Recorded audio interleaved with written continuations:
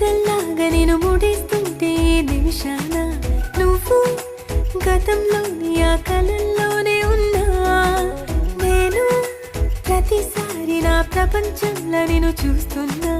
నువ్వు అదే పనిగా నన్ను పిలుస్తూనే